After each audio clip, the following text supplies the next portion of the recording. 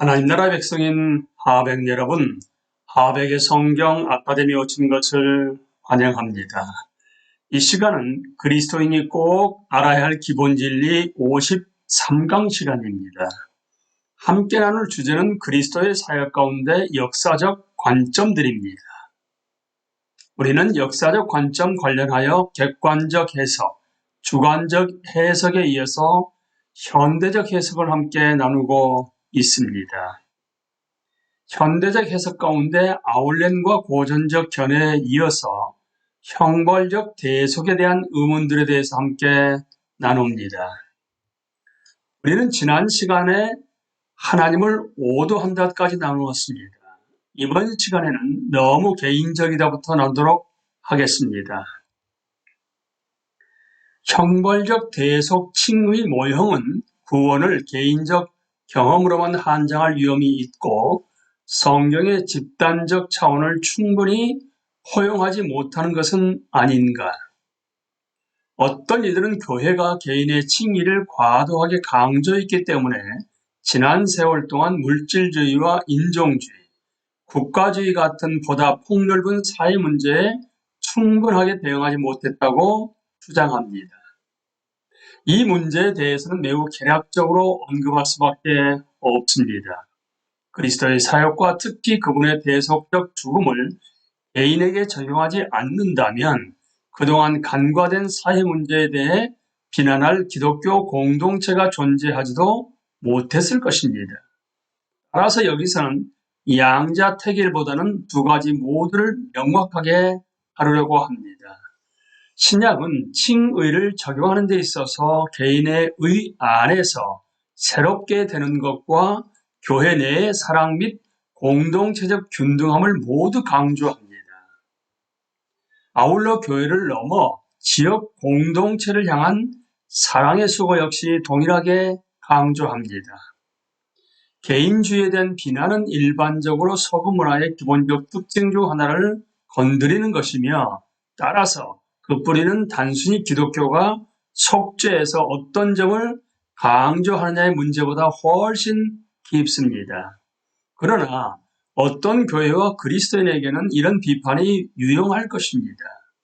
교회 내에서 인종과 성, 계급 구분을 극복해야 한다는 바울의 언급은 유익한 도전이며 이러한 도전을 적절한 경우에 더 폭넓은 지역사회로 확대하라는 관점은 분명한 이웃사랑의 실천입니다.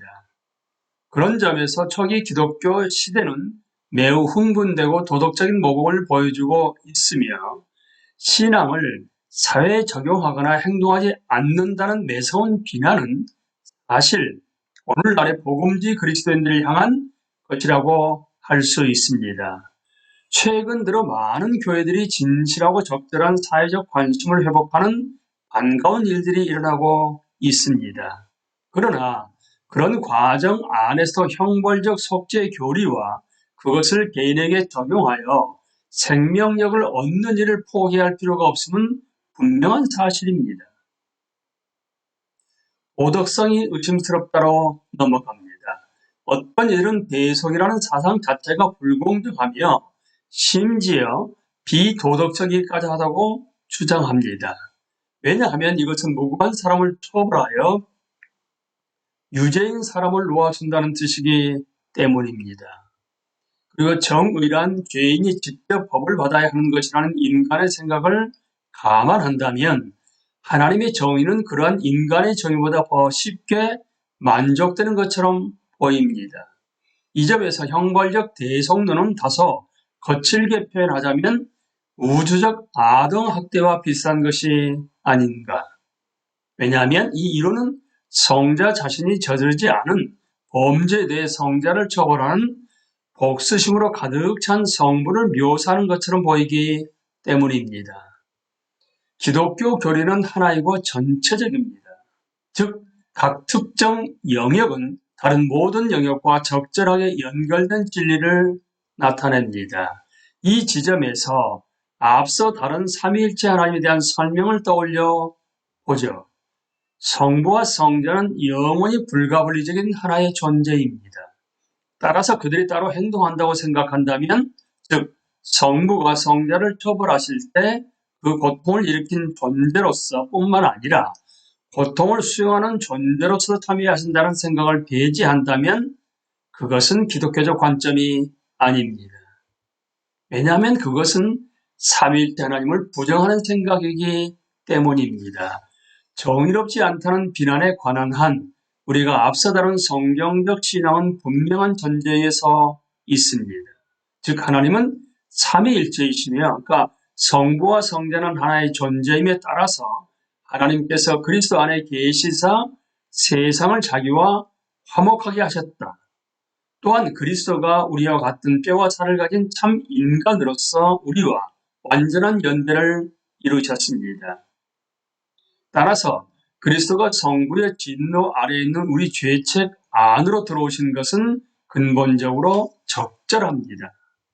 그러나 그리스도와의 연대는 이 연대를 받아들이는 모든 이에게 이전의 자기중심적 인격이 그리스도와 함께 십자가에 못 박히고 하나님 아들의 형상으로 다시 빚어지는 심오한 죽음과 재탄생을 반드시 요구합니다. 이 같은 변화 과정은 흔히 극심한 고통과 괴로움을 가져다 줄 것입니다. 그리스도의 십자가가 없다면 그리스도인의 멸류관도 없습니다. 이 모든 것들이 인간의 구원에 도움이 되는 것은 아니지만 어쨌든 죄인들은 깊은 의미에서 볼 때 결코 처벌을 면할 수 없습니다. 물론 이 위대한 진리가 잘못 표현될 가능성은 있습니다. 모든 복음 설교가 적절한 균형을 가지고 이루어지지는 않기 때문입니다. 그러나 일부 설교에 잘못된 표현이 있다 해도 그것이 성경의 명확한 증언을 무료화하거나 그리스도께서 하나님의 진노를 감당하시는 희생제사에 관한 복음, 곧 자유하게 하시며 하나님께 영광을 돌리며 사랑으로 충만한 영광의 복음을 선포하는 일을 중단시키지는 못합니다.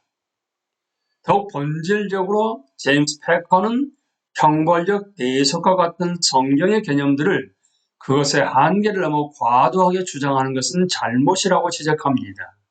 그런 개념들은 본질적으로 하나님이 자신과 자신의 활동에 대해 가르치기 위해 우리에게 알려주신 사고 모형입니다.